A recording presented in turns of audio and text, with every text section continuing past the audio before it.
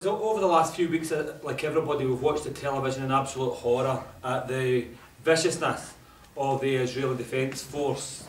Actually, a complete misnomer really. The Israeli Defence Force, they're an aggressive military regime and organisation of expansion in the Middle East, but the Israeli Defence Force and the Air Forces have launched the most vicious attack on the people of Gaza. We've all been sitting watching that, we've all been horrified by what's going on.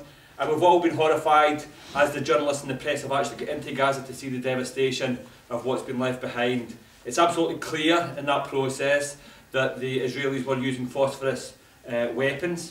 If you want to know what phosphorus weapons do, they're actually gas-based weapons, which the gas explodes, you inhale them, and the phosphorus starts to cook you from the inside out. They are horrific weapons that cook you from the inside out, and that's why they are illegal internationally, and to use phosphorus weapons is an international war crime. So Israel was guilty of international war crimes for the use of phosphorus. They were also using uranium-tipped weapons. Again, that is a breach of international law, and therefore it seems to me that the first charge that we can make after those things in Gaza is that they are a state which harbours and encourages war criminals. That's the reality of what we've seen over these last few weeks.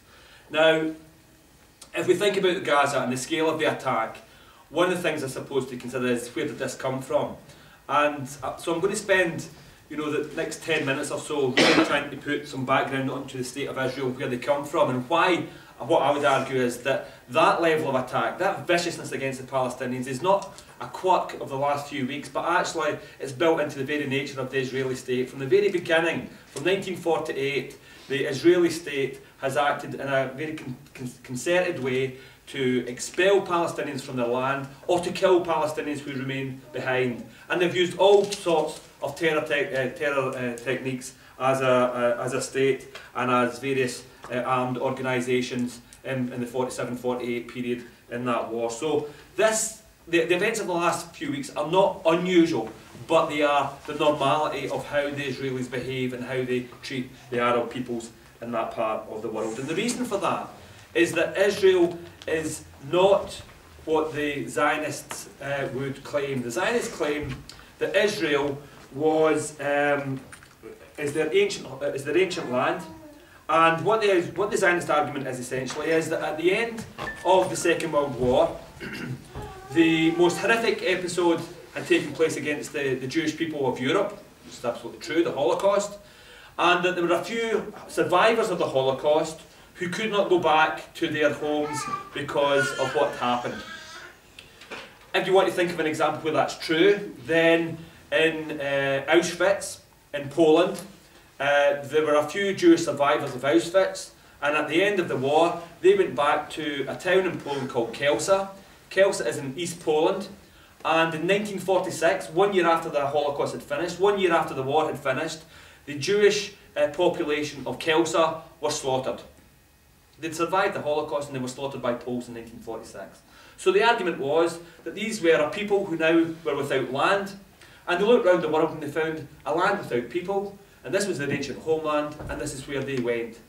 And then they have a second argument, and the second argument is that as they arrived in Israel, this land without people, they had to arm themselves because they were surrounded by large, hostile Arab armies whose intention was to sweep little Israel, poor little Israel, into the sea, into the Mediterranean, and therefore from the very beginning they've had to fight to defend themselves.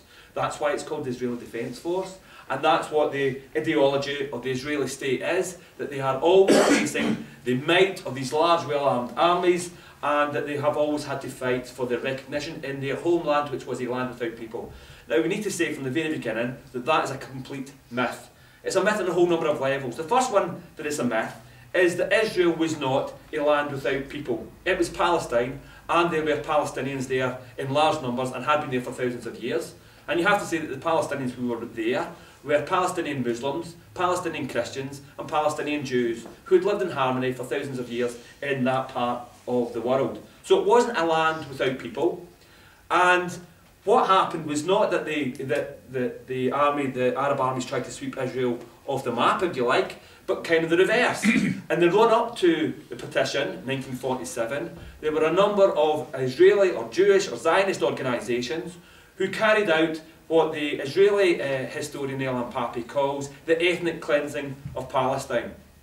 There are a number of examples we can give, but perhaps the most famous one is what happened in the village of Deir Yassin. Deir Yassin is about 5-6 miles from Jerusalem, or Al-Quds as the Arabs call it, 5 or 6 miles from Al-Quds.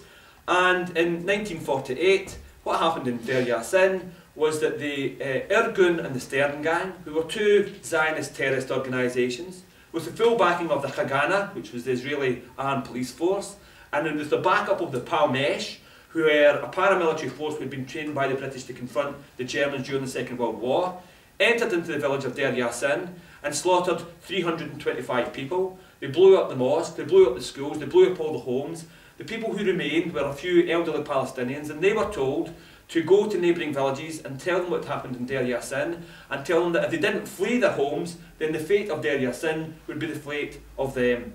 As if that wasn't bad enough, as they carried out that atrocity, the Israeli authorities audio taped the sounds of the destruction of Deir Yassin, and over the next few months they drove large trucks into Palestinian towns and cities which played the sound of the destruction of Deir Yassin, and over it an Arabic voice shouting, "Run for your life, Irgun are coming."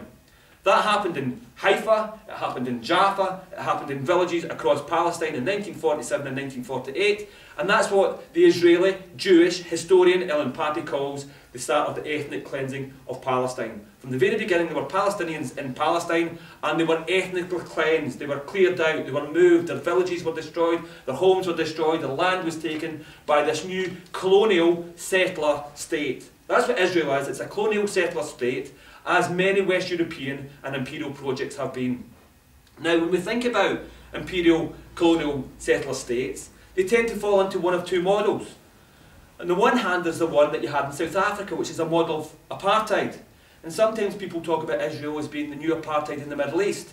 But there's a problem by thinking about Israel this way, because in an apartheid system, like South Africa, what happened was that a small minority of white people at the top of society and a small number of white working people were able to run South African society, but they relied on the labour of the vast majority of the population who were black Africans. The vast majority of people in South Africa were black Africans. They worked in the factories, they worked in the mines, they created the wealth in South Africa.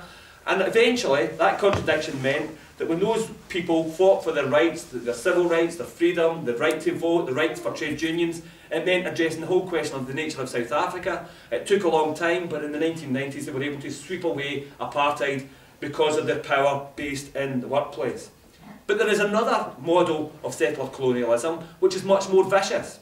That's the model of Australia, of Canada and of the United States. And in those places, white settler colonialists turned up and essentially wiped out the native population. If you think about Australia, there are very few Aboriginal peoples left. If you think about New Zealand, there are very few Maori people left. If you think about Canada, if you think about America, the first generation Americans have been pushed to the margins at best, vast numbers of them wiped out by the expansion of settler colonialism.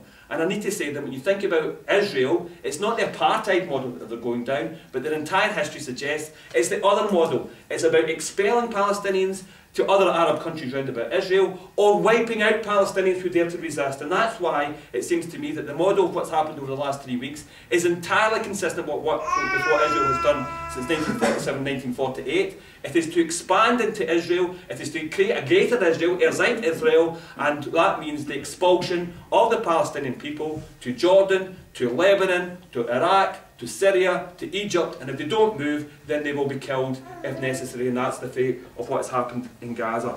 So the first thing really I want to say is that the model of settler colonialism in Israel is one that is based on the vicious attack and assault and slaughter of the Palestinian people, and that has been that way since 47-48.